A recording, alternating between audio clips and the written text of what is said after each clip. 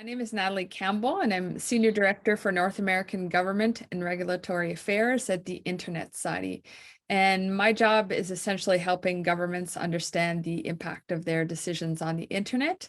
And I also drive campaigns to help make sure that the internet is open, globally connected, secure, and trustworthy for everyone.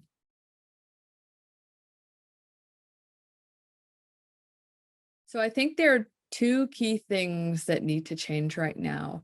One, we need to bring everyone up to speed. We need to connect the unconnected, and we need to focus on the hardest to connect communities first.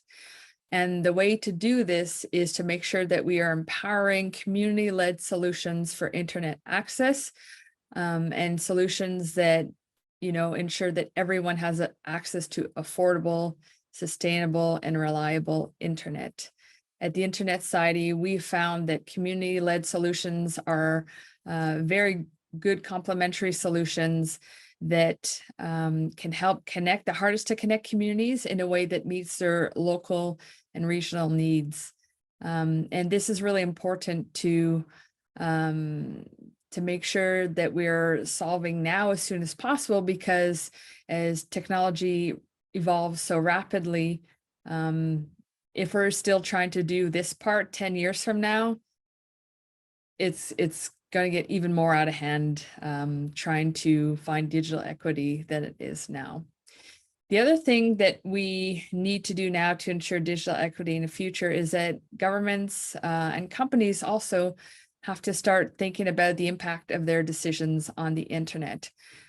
We're increasingly seeing governments and businesses making decisions that might not instantly be clear on what the impact to the internet's infrastructure might be. But it's really important to consider, because if we don't consider the impact of our decisions on the internet, this could eventually lead to a worst case scenario down the road of a splinternet. And a splinternet, of course, is the opposite of the internet. If you can picture the global internet that we all love and appreciate today, fragmenting into a series of islands that can't speak to each other. So the more that we start thinking about how different laws and policies and business decisions might have an impact on the internet, and making sure that the decisions we do take support the kind of internet we want now and in the future, the better we'll set ourselves up to be able to have digital equity in the future.